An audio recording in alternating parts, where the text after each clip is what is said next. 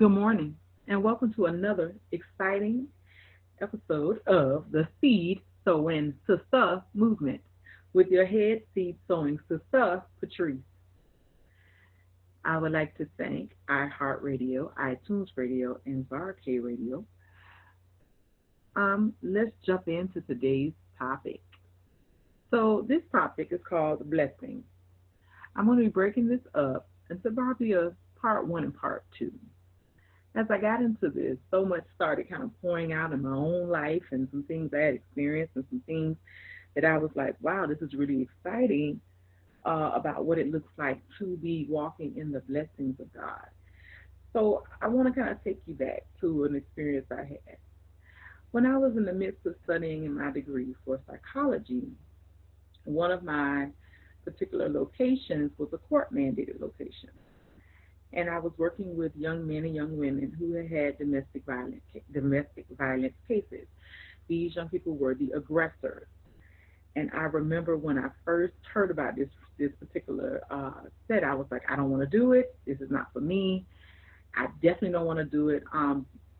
Pretty much trying to avoid some stuff I had dealt with in my childhood. And I was like, I don't want to do this. This is going to be very, disastrous. And I remember telling this to my mentor at this point, who happened to be my supervisor as well. And I was like, I don't think this would be a good situation for me. And she kind of talked me off the ledge and the edge about it. And she was like, I tell you what, I'm here with you every step of the way. Let's do this. She was like, if it becomes too much, at any point I'll pull you. So I remember there was one session that we did, and the session was called, basically it was called The Blessing. But she used a different name for it, but I just remember that being the piece that stood out to me the most.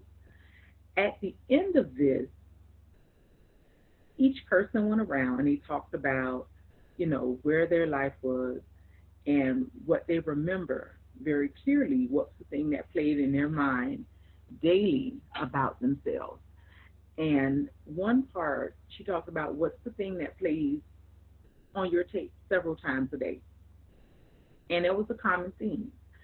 Most of the people that stood and spoke talked about how in their childhood, in their teenage years, and even in some of them in their early adult years had been constantly told that they were not going to be anything, that, they were not worth anything. They were a waste of time and a waste of skin. And, a lot of them have been told they wish they would have, parents said to them they wish they would have never made it on this side and that they should have aborted them and all kind of stuff. It was kind of mind blowing to hear it.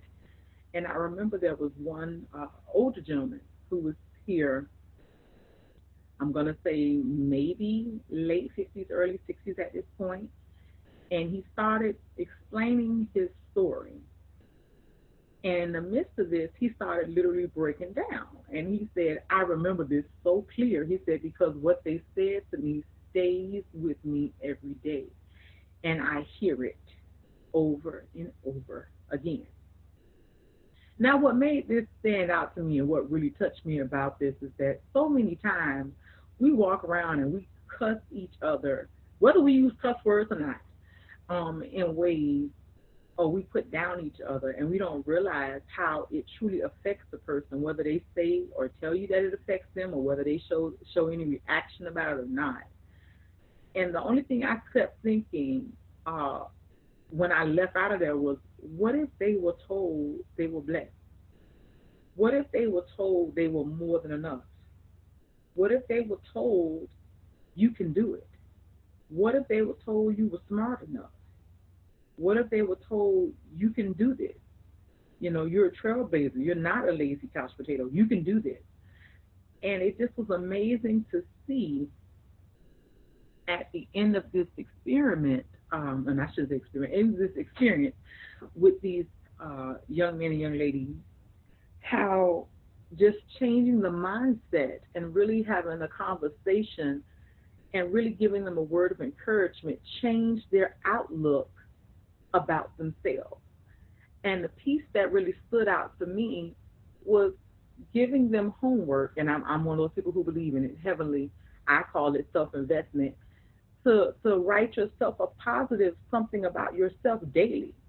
And it was interesting because we started this with this particular series, and it went all the way until the people graduated with us. And at the end, the same older man that said, he had been constantly told he wasn't worth it, he should have been aborted, and all these things. At the end, he said, I finally can look myself in the mirror and see that I am someone because somebody else cared for me. Now, that to me still to this day blows me. Um, I'm doing my best not to like burst out in tears as I talk to you about it because so many people don't understand the power of the words that they use and the power of the words that they don't use or what they don't say. So it was such an experience that I said, you know what, I really want to look at what is it when you're truly talking about or truly speak about blessing someone. I feel we've gotten that down pat and we know how to cuss them. Oh, we can cuss them good, honey. We do Sunday woman shade cuss, and we don't have to use one expletive out there. Or we can go real, ghetto girl and really cuss them out real good. Or what I like to call go real good Bernie Mac and put them all together, make paragraphs and essay forms of cussing. But what does it look like when you bring the blessing to people? What does that sound like? How does bringing a blessing to someone and letting them know by the choice of wording that you use to uplift and to push them, how does that change their life? So during this series, I really want to look at what does the blessing look like in your life? What does it sound like? There will be quite a few different scriptural references. So if you do not have your pen and your paper and your Bible, I would please take this time to go grab it now. I definitely want to get into this. I want to try to read as many different scriptures to you so you can see what they are. I would love for you to, if you can, while you have your journal out, to start working on giving yourself those, daily positives in your world, even if your world is going great, even when some days the world doesn't look all sunshine and rainbows, we all need a little word of encouragement. We all need a way to kind of boost ourselves. If we're not boosting ourselves, find a way to help boost someone else, whether they ask or not, because you never know what somebody else may be going through. So today, again, our topic is the blessing. So I want to break this down. The definition of the blessing. So if we look at Webster, to say that you're blessing someone is to give them your approval, to give them a word of encouragement, to connect them to one's state of happiness or welfare. When you look at this in the spiritual world, the biblical world, when you look at it in the word, in the Hebrew meaning, the word is barak. This means to praise or salute. When you look at it in the Greek, it is isher. This means happiness. Now, when you talk about each of these, you notice we found a couple of words the same: to praise, to salute, to happiness or great welfare. Welfare. With this, what does the blessing symbolize? The blessing was once, and it still is, a public declaration of being favored by God. Now, I don't know about you, but I love to know that I am favored by God. And if he decides to put it in public, I'm like, well, this is even better. Yes, I am favored by God. The second part is having the power for prosperity and success, which serves as a guide and a motivator to pursue a life within the blessing. And please note, each person's success looks totally different for them. For one person, success is being able to rent an apartment. For someone else, their success is to be able to actually own a home. For someone else, it's the ability to not own a home, but own multiple homes. For someone else, success is not having to walk to work, but maybe taking the bus. For someone else, that is not taking the bus, but having a car to go to get to work. For someone else, it's not to be the employee at the job, it is to be the employer. So everyone's success looks different. Remember, you have to find the level that fits you for the area that you're in. Another part is who can be blessed. God blesses his people who are in a covenant relationship with him. And I want you to think about this. In every piece of life, God connects you with a great relationship. These relationships can either do one or two things. You can either learn from that relationship and have a really tough, rough end, but there's a great lesson learned, or there's a relationship that you found in life that has elevated you for greater. And either way, those relationships have been a benefit for you. So I'll give an example out of my own life. There are people in my life that I've met where they were friendships, romantic relationships, family relationships, in business relationships, and they've been really good, and I've enjoyed the fruit of them in every situation. And then there have been other relationships, family relationships, romantic relationships, friendship relationships, and business relationships that were not the best relationships at the moment as I felt in my natural being, but those same relationships helped me to get to a place of maturity and understanding with God to inquire of Him before I jump into my next set of relationships. So there were a lot of lessons learned, a lot of tears cried, but it benefited me in the end. So whenever you deal with getting a blessing or being blessed, keep in mind there's always a relationship connection. Okay? Another part of that is the posture for the blessing. The posture for the blessing is a kneeling posture. Most likely, it actually looks like a prayer posture. Your knees are on the floor, your head is either bowed or hands are either in a prayer position, and you're receiving. That's the big piece. When you're in this position, you're in a position to receive. Okay?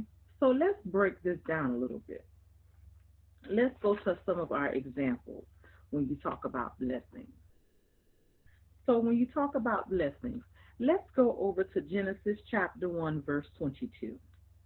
So we see at the beginning of the Bible, in chapter 1, verse 22, it said, God blessed them and said, be fruitful and increase in number and fill the water in the seas and let the birds increase on the earth. Now, this is where God is increasing and blessing the sea life in this particular verse. He's blessing the sea life and the birds. So just imagine if He's blessing them, I know He want to bless you and me. All right. Another one, let's look at Genesis chapter 1, verse 28. It says, and God blessed them, and He said to them, be fruitful and increase in number, fill the earth and subdue it, rule over the fish of the sea and the birds of the air, and over every living creature that moves on the ground. Now notice, when He speaks to man and woman, which is Adam and Eve, He actually gives them another part to this. He not only tells them to be blessed and multiply, He tells them to subdue it. That means to rule in authority and have dominion in what you're doing. Another example of this is in Genesis chapter 12, verses 1, 2, and 3, when He has the call of Abram. And it says, the Lord has said to Abram, leave your country, your people, and your father's household, and go to the land I show you.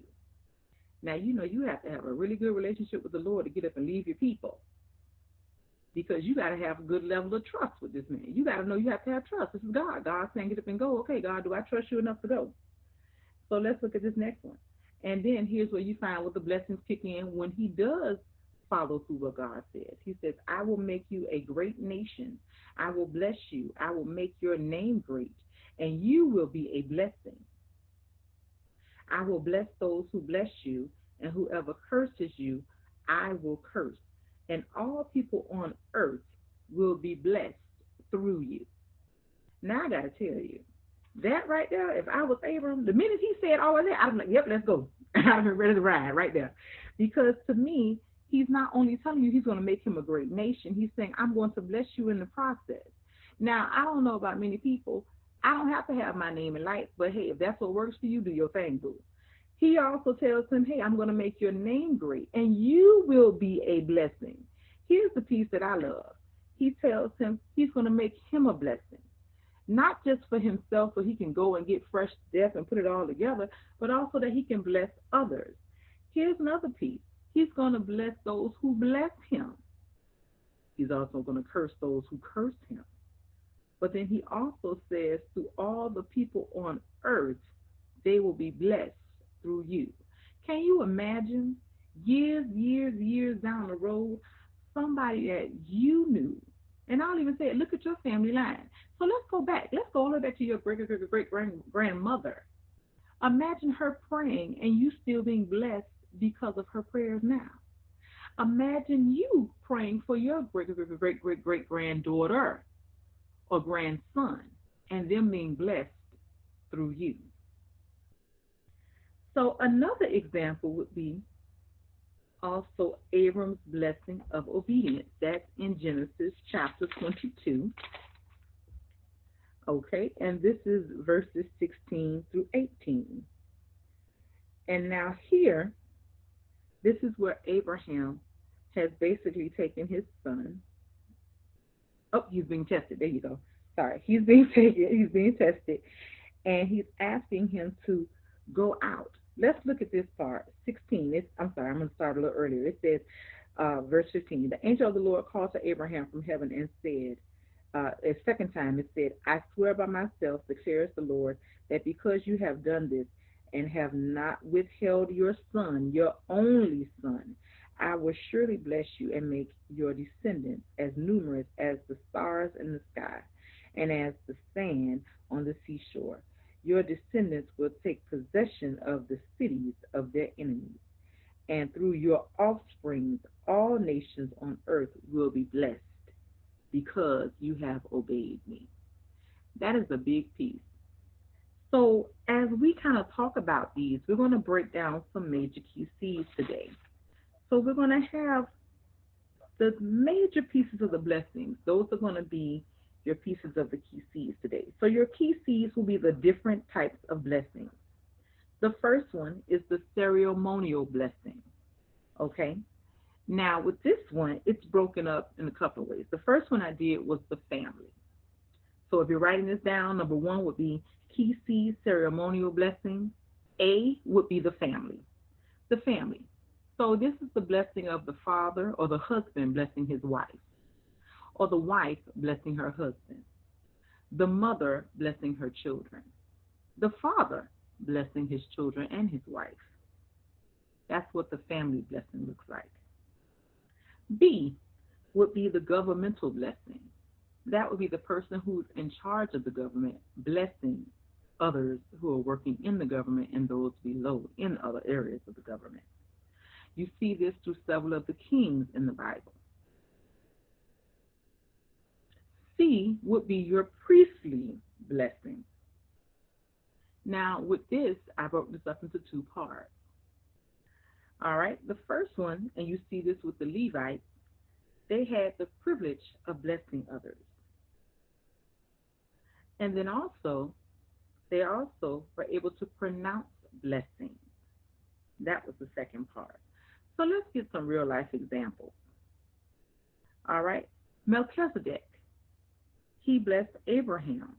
We see this recaptured in Hebrews chapter 7, verses 6 and 7. We also see when God gives you special favor that results in prosperity and success. We see this in Deuteronomy chapter 28, verses 3 through 7. We see the act of petitioning God for a blessing. This is basically what you see with Hannah when she is petitioning God for her son. I believe it's Isaac. This is what we see. I'm sorry, not Isaac. It's Samuel. Oh, my goodness, that was wrong. Samuel. All right. You see this in 1 Samuel chapters 1, 2, and 3, where you hear about Hannah. That was her story. And then you also see this in Genesis chapter 28, verse 3, where you always hear the Levitical priest or one of Melchizedek's may say, may God Almighty bless you and make you rich, or and make you prosperous. Okay? Key seed number 2 is the general blessing of the righteous. Key seed number 3 is the blessing for one who is obedient to God's command. You find this in Deuteronomy chapter 28, verses 1 through 14. Now, I want to break down key seed number 3 a little bit more. Now, when you look at the blessings for being obedient, you find six major key points. The first one is exaltation. And when you think about being exalted, you think about being moved up in rank. You think about how God is going to lift you up. In order to be lifted up, you first have to be a really great follower. You have to be somebody who knows what God is calling you to do. You have to be able to say, you know what, this is what God has called me to do. I'm going to move up, do it, and do it well. I'm not going to waste time. I'm going to be a faithful servant to the end. You find this in Deuteronomy chapter 31, and I'm going to start where we pick up where Joshua is succeeding Moses. This is in chapter 31, and it says, Then Moses went out and spoke these words to all Israel. I'm starting with verse 1. I am now 120 years old and no longer able to lead you. The Lord has said to me, You shall not cross the Jordan. The Lord your God himself will cross over ahead of you. He will destroy these nations before you, and he will take possession of the land. Here is the exaltation. Joshua will also cross over ahead of you, as the Lord said. And the Lord will do with them what he did to Sihon and Og, the king of the Amorites, whom he destroyed along with their land. The Lord will deliver them to you, and you must do all that I have commanded. Be strong and be courageous. Do not be afraid or terrified because of them. The Lord your God goes with you. He will never leave you nor forsake you. And here is where you find the exaltation one more time. Verse 7, it says, And then Moses summoned Joshua and said to him in the presence of all Israel, Be strong and courageous, for you must go with this people into the land that the Lord swore to their forefathers to give them, and you must divide it among them as their inheritance. The Lord himself goes before you and will be with you. He will never leave you nor forsake you. Do not be afraid. Do not be discouraged. This is where we got a chance to see Joshua succeeding and moving up in elevation as Moses was ready to move out of the spotlight. Another part we noticed, so that one would be number one, elevation, or exaltation, I'm sorry. So I look at that one as the heavenly promotion.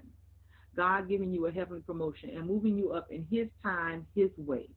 When you have a heavenly promotion, it's not you willing and dealing in backroom deals. It's not taking side time lunches.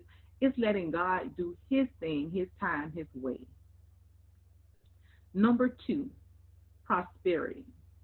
When God speaks of prosperity, he doesn't want his children walking around broke, busted, and disgusted. He doesn't want us having lack. That's not of him. He wants us to be able to be living in his full abundance. And his full abundance comes with a whole lot more than just material. It comes with peace. It comes with joy. It comes with all those fruits of the Spirit, but it also comes with God's guarantee that, hey, I don't want you rich and you still mean. I want you joyful. I want you to be able to still have fun. I want you to be able to laugh. I want you to be you. That's what he wants you to be able to be when he's ready to have you be prosperitable or being prosperous. There's my word. All right, you'll find that in Deuteronomy chapter 28, verses 3 through 5 through 8. And matter of fact, let's just go ahead on over there. I think we should just slip on over there really quickly. All right, so let's go over.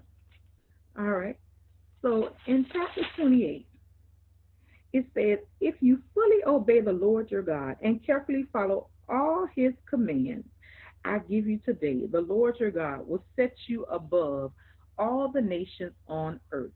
All these blessings will come upon you and accompany you if you obey the Lord your God.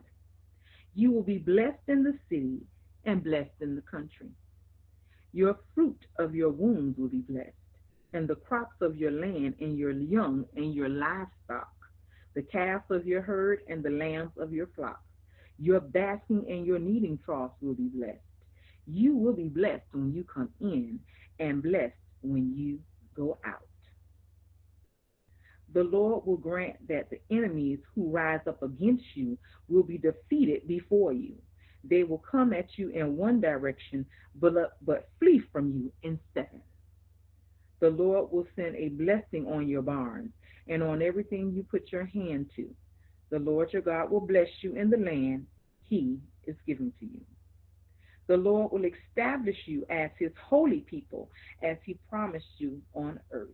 If you keep walking in the commands of the Lord your God and walk in his ways, all the people on the earth will see you and say you are called by the name of the Lord, and they will fear you. The Lord will grant you an abundance of prosperity in the fruit of your womb, the young of your livestock, and the crops of your ground, and in the land he swore to give you your forefathers. The Lord will open the heavens, the storehouse of his bounty, to send rain on your land in season and bless all the work of your hands. You will lend to many nations. You will borrow from none. The Lord will make you the head, not the tail. If you pay attention to the commands of the Lord your God that I give you this day and carefully follow them, you will always be the top and never the bottom. So exaltation is the first one. Number two is prosperity.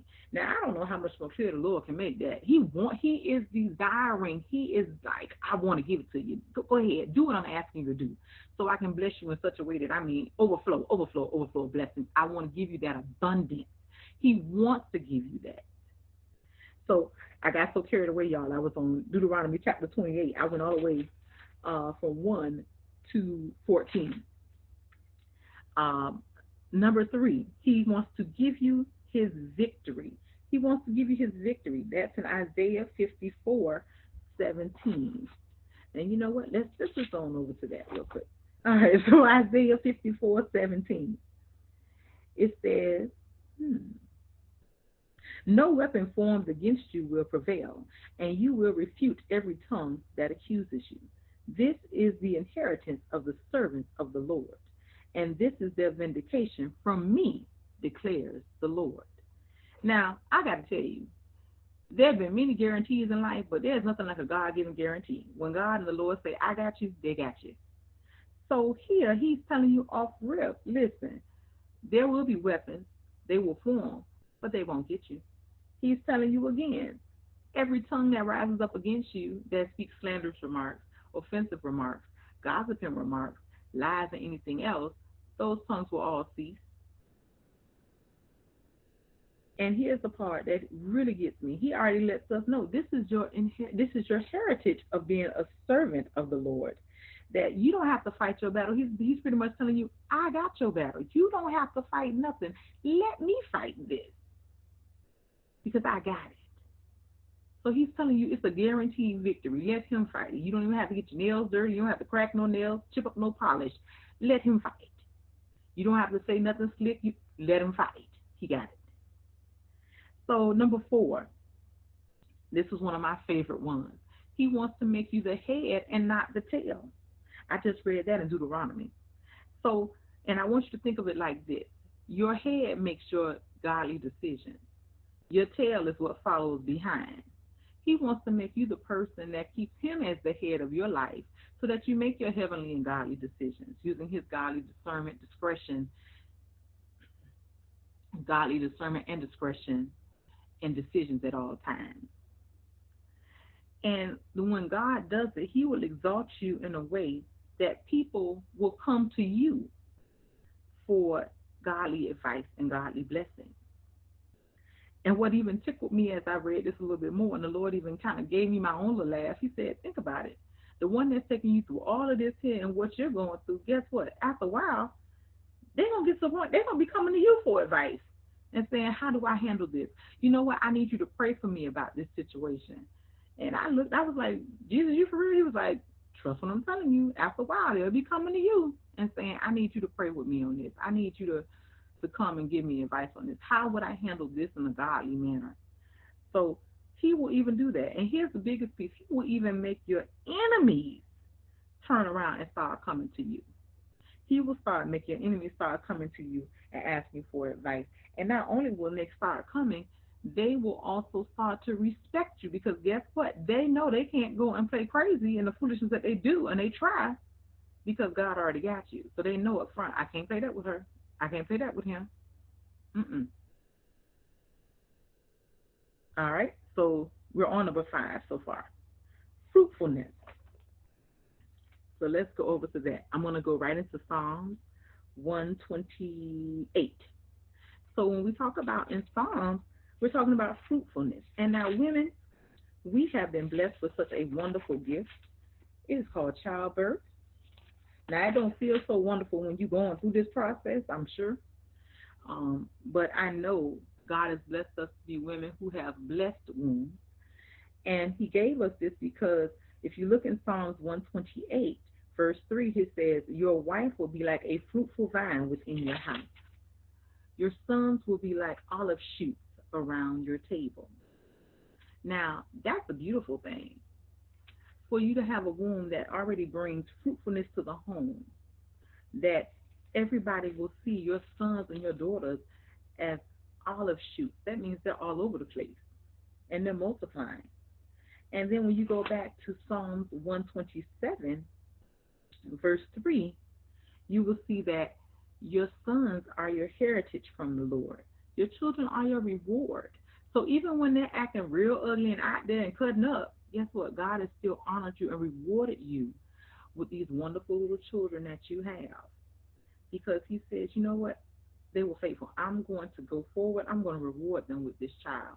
Even when the child not acting right, even when they coming out the mouth all crazy, you still been rewarded by the Lord by having a heritage of your children. Okay?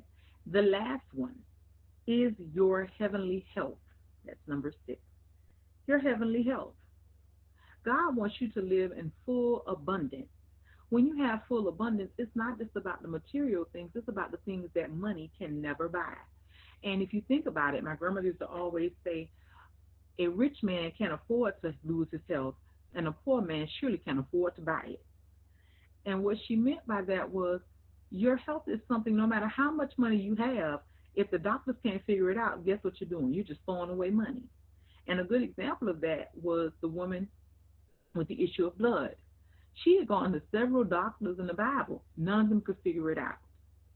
And when she finally got healed, it was truly a free service based on her faith. She wouldn't have enough money in the bank anywhere to even get a healing if she had it possible. But Jesus, when she touched the hem of his garment, she was healed by her faith. Her faith was so much more, worth so much more than any amount of money. And I can imagine how her joy overflowed when she went home and no longer had to deal with that same old issue again. So your health. And when we talk about health, not just your physical health, we're talking about what does your spiritual health look like? What does your financial health look like? What does your emotional health look like? Are you still walking around being an emotional volcano when stuff goes on in life, you're spewing out on other people and figuring they have to deal with it? No, darling, they don't. That's something you have to work on. And I'm going to be very, very transparent right now. When I was not as mature, and I still had my moments of struggle with this, but that's not an excuse. That means I need to get on my game plan and woman up. Um, when things were not going as well as they should have been, God was using what I had experienced in the past to move forward. And at moments, depending on whatever name may have been called, I might have been cool and calm as a cucumber. And depending on what was going on, you might say that same name about 2 days later, and I was spewing on everybody, not realizing that's not what God wants you to do. That's not how he wants you to handle this. You need to be emotionally healed. It was things I needed to emotionally get rid of. And this was not, let me just unpack a suitcase. This is, I need to go in, do a deep cleaning, like you go to the dentist and they dig all up in your mouth for weeks and days. And I mean, real deep down root canal type cleaning and getting all the yuck out so that I could be the woman God has called and created me to be and designed me to be, and be healthy enough not just to say and speak the word, but to actually live it and share it with others. Because how many of you all know, and don't let me raise my hand alone, it's easy to speak the word, but when you got to walk that mug out, baby, it's a whole different ball game. So being healthy enough mentally and emotionally to know how to deal with what's going on around you. So this was today's first part of the blessing series. I pray that you got as much as I got out of it. I'm going to do a quick recap and we'll go from there. Okay, so the key seed for today's session was the first one, the ceremonial blessing. That was broken down with A, the family, B, the government, C, the priestly blessing. Key seed number two was the general blessing of the righteous. Key seed number three was the blessing for one's obedience, and that went along with number one, exaltation, number two, prosperity, number three, victory, number four, being the head and not the tail, number five, fruitfulness, and number six, health. So I thank you all for letting me be a part of your day today. If you would like to reach out, please connect with us on our Facebook page at the Seed Sowing Sister Movement. If you would like to nominate someone for our community heroes or sheroes, you can reach us at the Seed Sowing Sister Movement on Gmail at gmail.com. So I thank you again for sharing this day with me and this time with me. And I'm going to say, let's go all out and be great because I know that you are destined for greatness. Have a great day, and I can't wait to see you until next week when we continue our series on the blessing.